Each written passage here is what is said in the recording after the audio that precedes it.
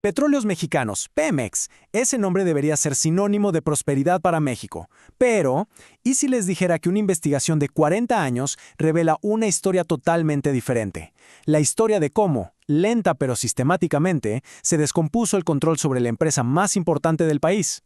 A ver, aquí está la pregunta clave. ¿Cómo es posible que una nación que literalmente flota sobre un mar de petróleo tenga una empresa estatal que se está ahogando en deudas? Esa es la gran paradoja que ha marcado a México por décadas y que vamos a intentar desentrañar. Y que quede claro, esto va mucho más allá de una simple historia de poder y dinero. Lo que vamos a analizar es la crónica de un desmantelamiento, de cómo, pieza por pieza, se fue perdiendo la rendición de cuentas en la que debería ser la joya de la corona de la economía mexicana. Bueno, para empezar, pongámosle nombre y apellido a esta contradicción tan fundamental, la paradoja del petróleo en México. Imaginen una balanza. De un lado ponemos la promesa, la de una prosperidad casi infinita gracias a las gigantescas reservas de petróleo. Pero del otro lado tenemos la cruda realidad, una empresa estatal que no para de acumular deudas y crisis. La pregunta del millón es, ¿en qué punto se rompió todo? ¿Dónde se perdió esa conexión?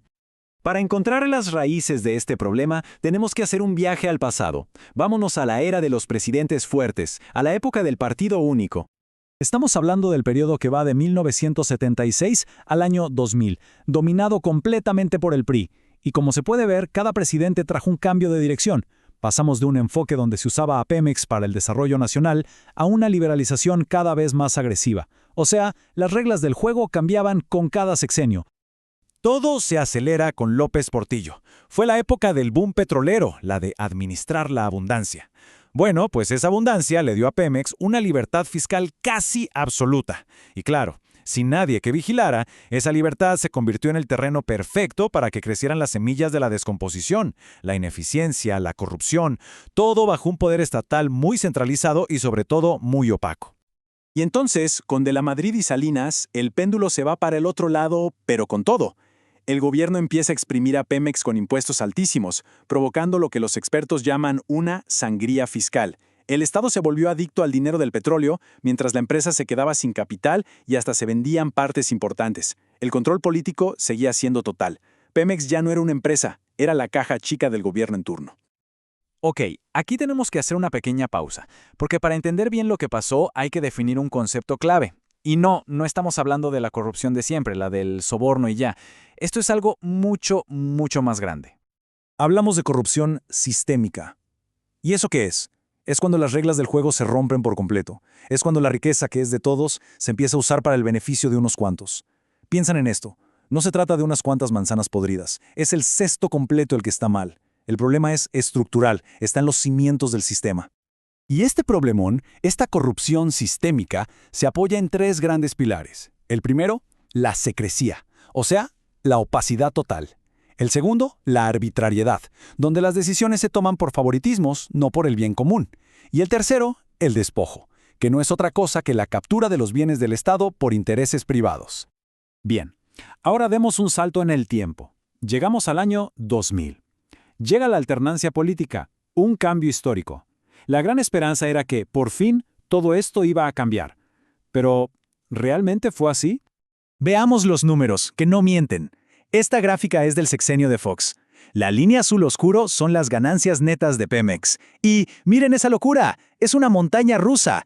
Un año las ganancias se van al cielo y al siguiente se hunden en números rojos. A ver, esto no es el comportamiento de una empresa sana. Es la prueba de que aunque cambió el partido en el poder, la empresa seguía siendo súper inestable. La democracia por sí sola no fue la cura.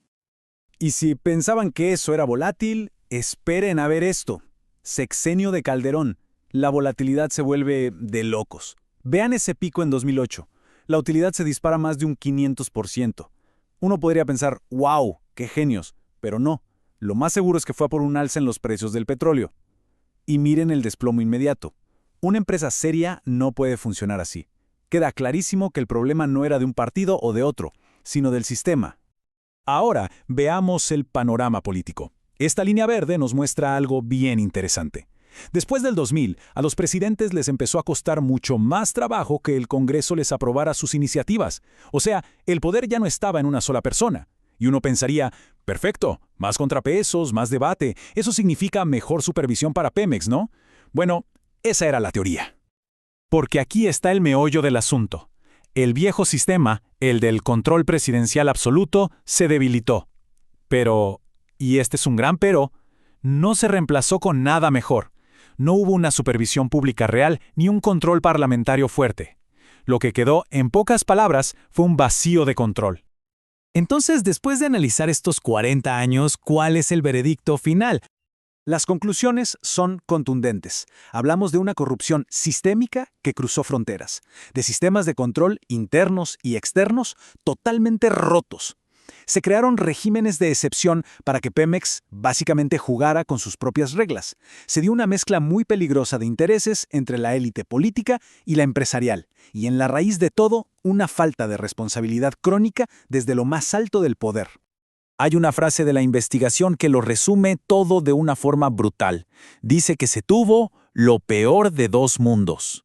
¿Qué significa eso? Pues que por un lado no había mecanismos de control reales, o eran extremadamente débiles, y por el otro se mantenía un régimen de excepción que le daba al poder político la capacidad de hacer lo que quisiera.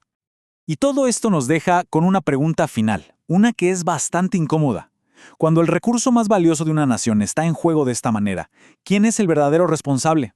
Cuando la corrupción se vuelve el sistema mismo y vemos que los controles se fueron desmantelando a propósito durante 40 años, ¿basta con culpar a una persona? ¿O la responsabilidad es de todo un sistema que permitió llegar a este punto?